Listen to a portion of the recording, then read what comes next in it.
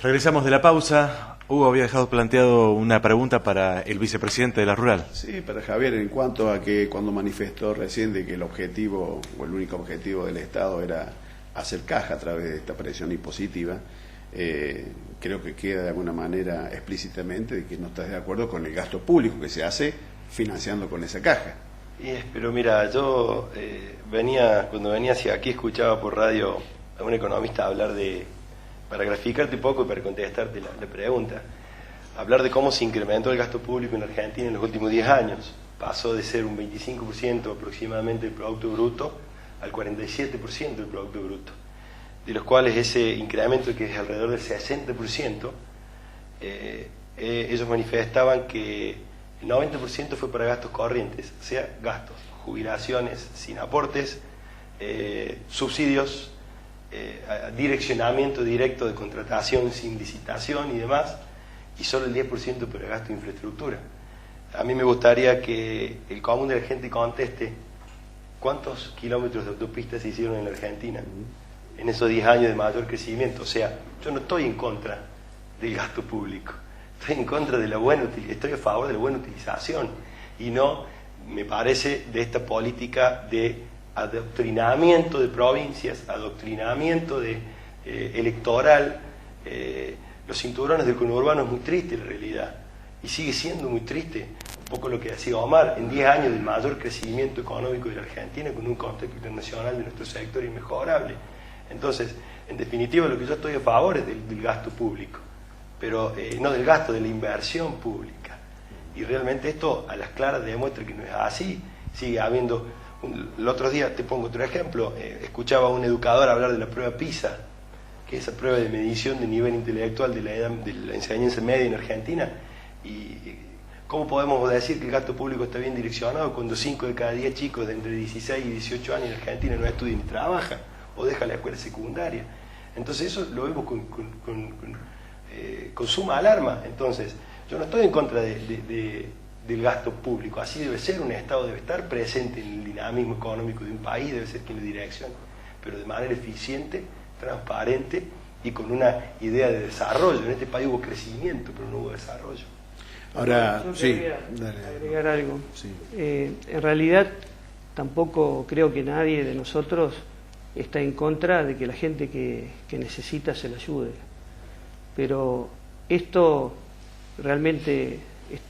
estos subsidios, estas ayudas, estos trabajos de favor, en realidad, si en un momento pudieron ser una fortaleza, ya a 10 años de gobierno, con un contexto internacional como que tuvo nuestro país tan favorable, y como decía Omar, un país que produce para 400 millones de habitantes y tiene 40 millones de habitantes, estas ayudas sociales, hoy más que una fortaleza, se han transformado realmente en una debilidad, porque significa que el gobierno no fue capaz de insertar a esa gente en el trabajo, en la educación, de tal forma que tendremos que ver y analizar muy bien a dónde fueron a parar todo ese dinero, todo ese gasto público que se dice, cuando lo único que ha hecho, y a través del relato del gobierno siempre dicen que se quiere ayudar a la gente, lo único que ha hecho esto es consolidar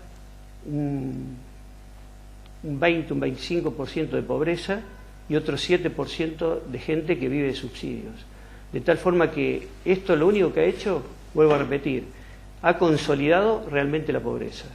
Y más aún con este impuesto inflacionario, que cada vez que un hombre, un padre de familia cobra su sueldo, se ve que cada vez le alcanza menos. Entonces, ¿dónde están esos objetivos que tanto dice el relato oficial de que iba a redistribuir la riqueza? La riqueza en Argentina nunca ha sido tan concentrada o ha estado tan concentrada como en este momento. O sea, que una cosa, entonces, como nos tiene acostumbrado y nos tuvo acostumbrado en nuestro sector, hoy se está trasladando a la sociedad. Una cosa es lo que el gobierno dice y otra cosa es la realidad que está viviendo el país. ¿Y cómo ven ustedes que ha evolucionado la relación con la gente de ustedes en los últimos años? ¿Creen que la gente está más del lado del sector agropecuario? ¿Creen que se han alejado más? Nosotros, ¿qué sienten, qué perciben como sector? Nosotros, quiero hablar como entidad Sí. rural, hemos tratado en estos años de integrarnos a la red de la social.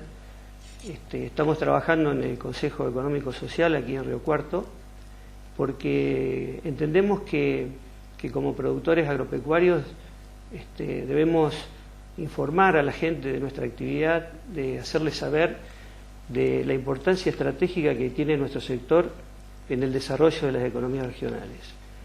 Porque no solo con la producción de materias primas, sino también con el agregado de valor que se le puede dar en las regiones, en las distintas economías regionales, el agregado de valor que se le puede dar a esas materias primas, de forma de poder consolidar el desarrollo de las economías regionales. Porque justamente en nuestro Consejo Económico Social, cuando hablábamos, comenzamos a hablar de la inclusión social, de la inclusión en la educación, de la inclusión en la salud, de la inclusión laboral, pero lógicamente que si no hay actividad económica, difícilmente todos estos objetivos se puedan lograr. Y nosotros, justamente un poco la decisión de nuestra comisión directiva es integrarnos a la sociedad para hacerles ver que el campo, en ese sentido, tiene una importancia sumamente estratégica para el desarrollo, no solo de las economías regionales, sino que del país entero. Yo sumo a la pregunta de Hugo, teniendo en cuenta el apoyo que recibieron durante el conflicto del 2008, sectores que no tenían nada que ver con el campo. ¿Creen que si hoy hacen una protesta, esos sectores de la sociedad los van a estar acompañando? Y lo que pasa es que, un poco lo graficó Eduardo, en aquel momento se vivía una realidad distinta. Aquellos sectores que no entendían cómo era la producción o que estaban en ese discurso de decir sí, la producción, los productores están teniendo esas rentas extraordinarias y demás, se dieron cuenta que el avasallamiento hacia nuestro sector era real y nos apoyaron algunos sectores conociendo cuál es la realidad y cuán importante es nuestro sector para el desarrollo de lo que decía Eduardo de las economías regionales, y otros porque realmente no toleraron un avasallamiento hacia un sector y un maltrato como el que sufrimos. Yo creo que cambió el concepto, ese concepto simplista de el productor es avaro, el productor está acostumbrado a trabajar solo, el productor no invierte, se dio vuelta y se conoció cuán importante es en el interior el desarrollo, sobre todo en los pueblos más pequeños. Río Cuarto tiene una particularidad que quizás es una ciudad bastante grande, en la que hay mucha diversidad de sectores económicos del cual la población se nutre o vive. Esto fue mucho más gráfico en los pueblos más pequeños, en donde la influencia del sector es prácticamente de un 80, un 90%, si no de un 100%. Eso hizo que el ciudadano común, sobre todo en las grandes ciudades, entendiera cuál era el rol del productor y cuál era el rol del sector. Yo creo que en eso cambió y se dio cuenta. Hoy esos sectores, un poco yendo a la pregunta, están, como un poco lo manifestó tanto Eduardo como Omar, están realmente viendo que la situación es muy compleja. O sea que quizás yo creo que el sector cambió la forma de protesta, volver a las rutas, es una situación, fue límite, fue extrema, fue por la dureza del discurso y por la dureza de las medidas. Hoy yo creo que hay otras variantes y que la sociedad en su conjunto está mal.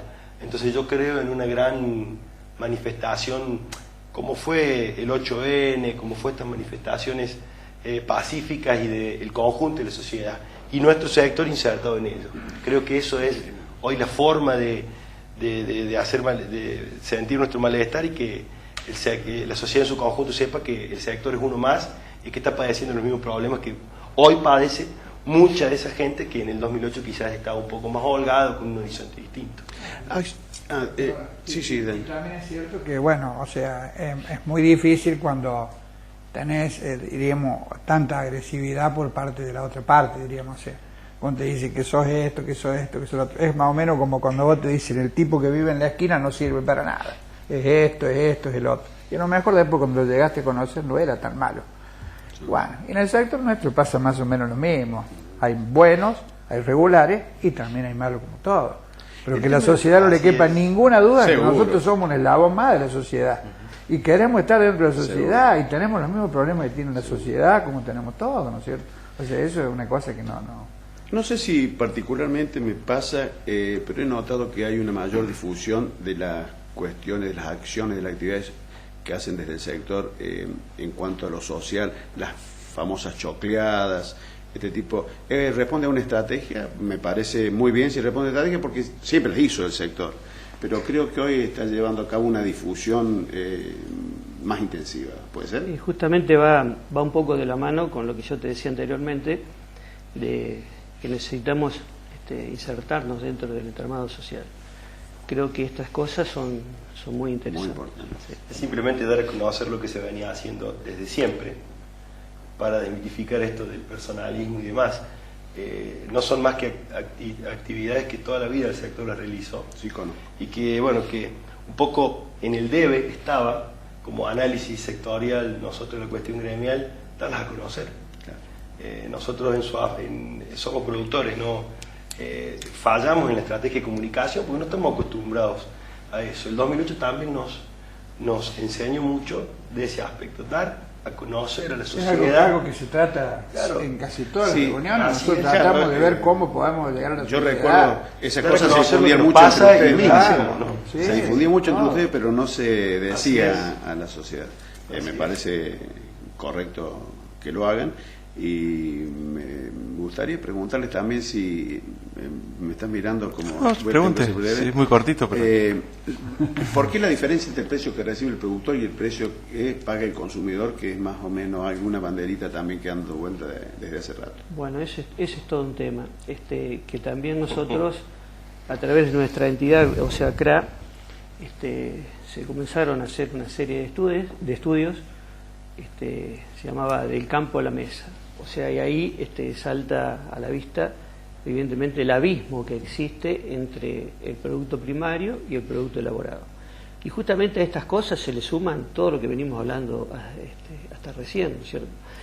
El productor no es formador de precios, o sea, el productor, para explicarle a la gente, no le pone precio a lo que vende, sino Acepta. que el precio lo pone el mercado. De tal forma que no puede influenciar sobre los precios, porque el mercado es el que pone los precios. Y hay otros eslabones de la cadena que sí le van poniendo los precios, o sea, la ganancia que necesita cada uno de esos eslabones.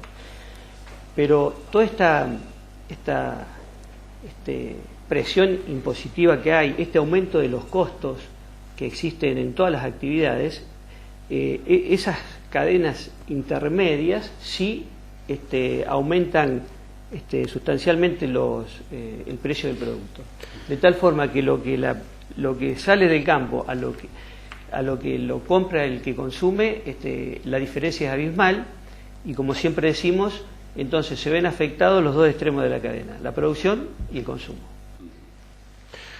Por haberse llegado hasta aquí, les vamos a entregar un presente de Supermercado Sanz, un tempranillo, en este caso un pentagrama clásico, pero hablamos de la tributación y en el próximo bloque vamos a sumarlo al contador Hernán Escudero para que dialogue con ustedes sobre este tema fundamental. Así que hacemos una pausa, ya regresamos.